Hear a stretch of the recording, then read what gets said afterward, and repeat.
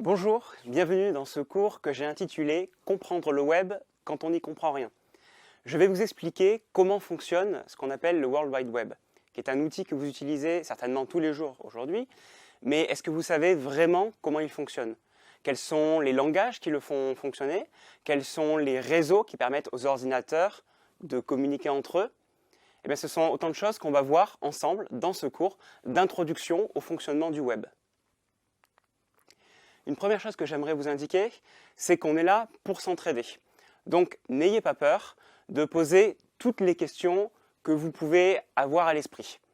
On n'est pas là pour se manger les uns les autres, on est là pour vraiment se donner des conseils, répondre aux questions des autres, et c'est comme ça que vous apprendrez le mieux.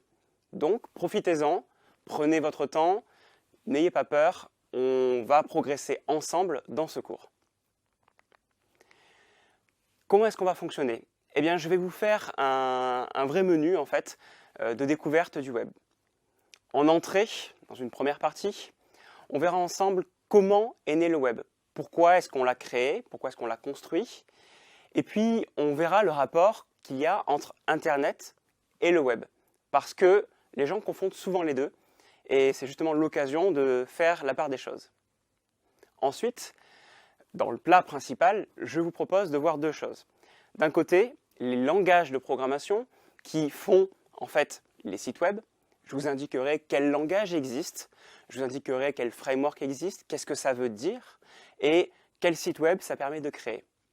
Et puis ensuite, on s'intéressera plus précisément au réseau, c'est-à-dire quelles sont les technologies qui permettent aux ordinateurs de communiquer entre eux et qu'est-ce qui permet en fait de récupérer un site web qui est hébergé à l'autre bout de la planète. Et puis enfin, en dessert, je vous proposerai de vous intéresser plus précisément au métier de développeur web. En fait, vous allez voir comment on peut travailler avec des développeurs web, quelles sont les différentes personnalités et les différents métiers qui existent dans le développement web, parce que c'est un métier assez riche. Et puis on terminera sur une petite présentation de comment faire pour devenir vous-même développeur web. Parce que vous allez voir qu'en fait c'est accessible à tout le monde et il suffit simplement de prendre des bonnes habitudes, de savoir faire de la veille et ensuite, petit à petit, vous-même, vous pourrez devenir développeur web. On y va? Allez, c'est parti!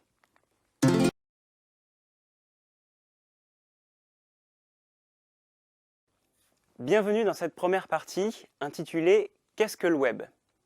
Ici, nous allons nous intéresser à la représentation du web.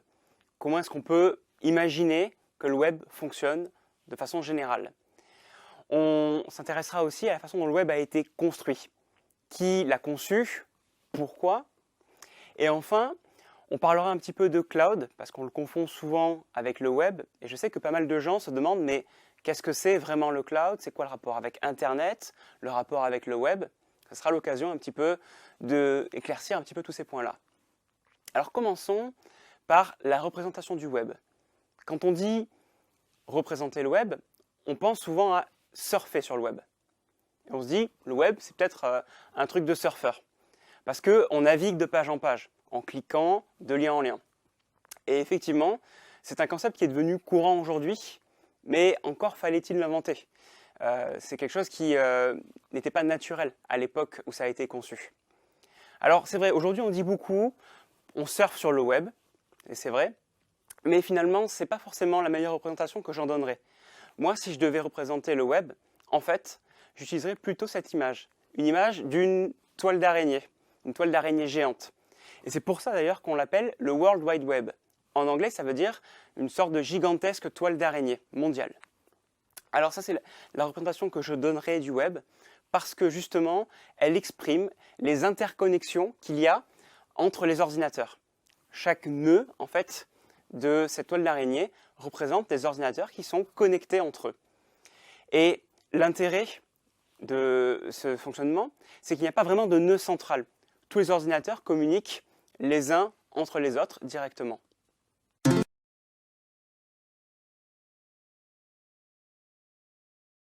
Maintenant, j'aimerais mettre quelque chose de très clair, c'est qu'on confond souvent le web et Internet. Et j'aimerais vous le dire une fois pour toutes, non, Internet et le web, ce sont deux choses différentes. En fait, le web est une partie d'Internet. C'est la partie la plus connue d'Internet, mais ce n'est qu'une partie en fait. S'il fallait le représenter un petit peu de façon plus globale, de façon très schématique, je dirais que voilà, vous avez Internet, ce grand bloc, et on a à l'intérieur des sous-parties. On a le web, que vous connaissez déjà, mais vous avez aussi d'autres notions qui font partie d'Internet. Vous avez notamment les emails, qui permettent d'envoyer des messages. Vous avez aussi les newsgroups, que vous connaissez peut-être un peu moins, mais qui sont un peu l'ancêtre des forums, et qui sont toujours utilisés aujourd'hui. Vous avez aussi le FTP, que vous connaissez peut-être un petit peu moins aussi, et qui permet en fait d'échanger des fichiers sur le réseau, d'en envoyer ou d'en recevoir. Tout ça, ce sont des éléments qui constituent Internet. Et il y en a d'autres. Je ne vous ai pas tout mis. Mais aujourd'hui, on a tendance à confondre Internet et le web. Et pourquoi? Parce que ces services ont tendance en fait à migrer vers le web. C'est-à-dire qu'on utilise de plus en plus une interface web pour accéder aux emails, aux newsgroups, au FTP. Par exemple, pour vous donner une idée, Gmail, qui est la messagerie d'email de Google, s'utilise essentiellement à travers une interface web. Vous allez dans votre navigateur web pour consulter vos emails.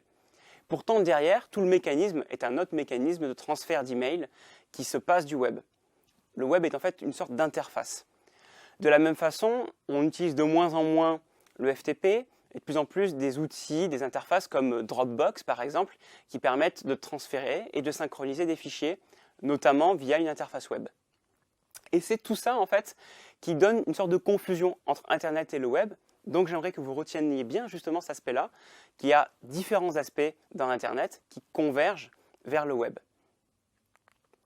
C'est l'occasion justement de chercher à définir le mot cloud. Cloud computing, vous avez dû entendre parler beaucoup de cloud ces derniers temps, et c'est justement lié à ce que je viens de vous expliquer. Le problème du cloud, en fait, c'est qu'aujourd'hui, il n'y a pas de définition claire pour quelqu'un.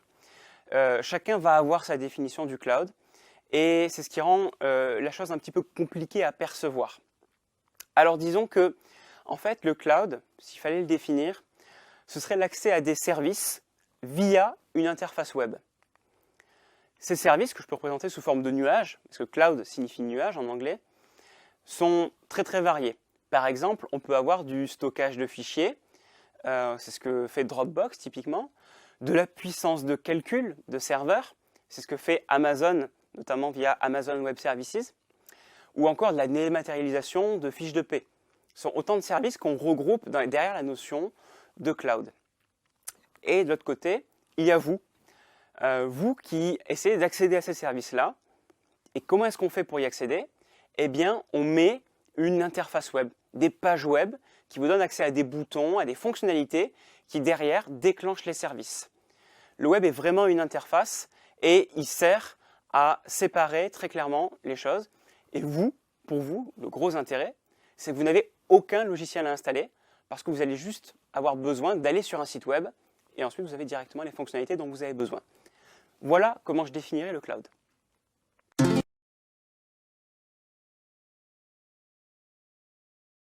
Parlons maintenant de l'historique du web, ce qui va vous permettre de mieux comprendre comment le web a été conçu et comment il s'est déroulé jusqu'à aujourd'hui. À une époque, vers les années 70, il y avait ce qu'on appelait ARPANET, qui est en fait considéré comme l'ancêtre d'Internet. Le réseau ARPANET était conçu dès le départ comme un réseau militaire décentralisé, et la légende veut qu'on dise qu'il a été capable de résister à une attaque nucléaire. Il ne faut pas oublier qu'à l'époque, on était en pleine guerre froide, et les États-Unis se demandaient comment est-ce qu'un réseau d'information pouvait continuer à exister malgré la destruction d'une ville entière comme New York par exemple. Et il a été conçu comme ça. Ça, c'était à la fin des années 60, début des années 70, le réseau ARPANET. Et bien des années plus tard, on a commencé à imaginer de nouveaux services à travers ce réseau-là, notamment les emails qui sont apparus en 72, qui ont permis de faire des échanges de messages. Et encore plus tard, on a eu l'apparition du web qui est né en fait en 1991. Donc le réseau Internet et les communications entre ordinateurs ont eu lieu très tôt et le web est arrivé finalement beaucoup plus tard. Il est beaucoup plus contemporain en fait. Concernant le réseau ARPANET. Il est né donc au début des années 70. Et ce que je vous présente là, en fait, c'est une carte des interconnexions d'ARPANET en 1974. Ça vous représente en fait les différents nœuds du réseau à une époque vraiment très très ancienne. Et vous avez des carrés et des ronds qui représentent en fait les différents secteurs qui sont à la fois militaires et à la fois universitaires. En fait, le réseau était un peu hybride, militaire et universitaire. Donc vous avez des universités californiennes notamment qui servaient de relais, et vous avez des bases militaires qui avaient leurs propres ordinateurs qui communiquaient l'ensemble entre eux. Et ça, c'était les différents relais qui existaient. L'intérêt de ce réseau, c'est que si un nœud se trouve détruit, l'information va automatiquement prendre un autre chemin. Donc elle va transiter par un autre moyen jusqu'à arriver à son destinataire. Parlons maintenant du web et de l'invention du web. En fait, le web est basé sur ce concept de réseau avec des ordinateurs qui communiquent entre eux.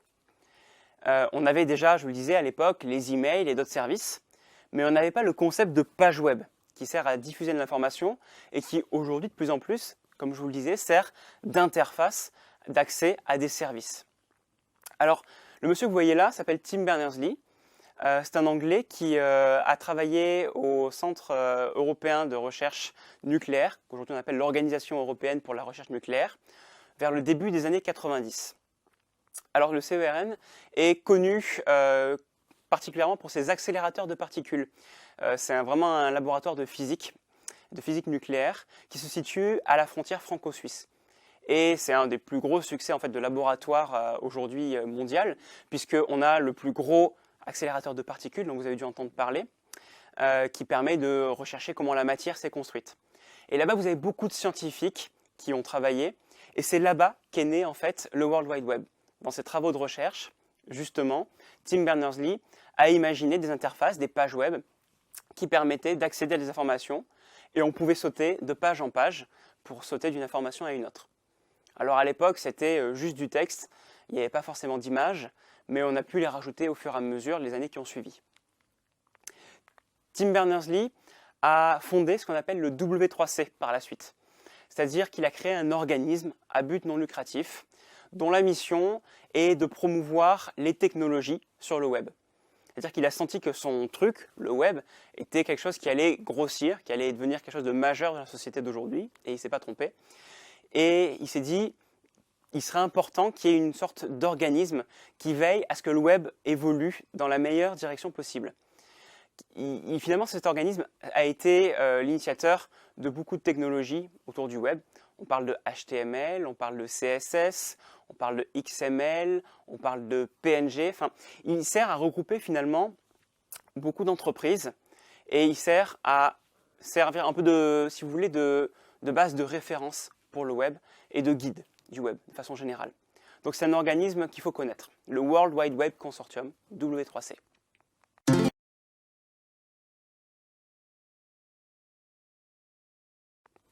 En résumé, qu'est-ce qu'il faut retenir de cette première partie?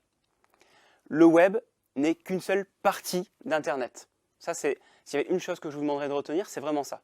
Il y a Internet, beaucoup de services, et l'un d'eux, le plus connu, s'appelle le web. Internet a donc été créé avant le web. C'était des échanges d'informations sur les réseaux entre ordinateurs. Le cloud, c'est essentiellement un terme marketing et pas vraiment un terme technique. Il représente finalement de façon générale et globale la dématérialisation de l'interface derrière une interface web. Et enfin, le W3C, c'est l'organisme qui guide en quelque sorte l'évolution du web. Voilà ce qu'il y a à retenir sur cette première partie.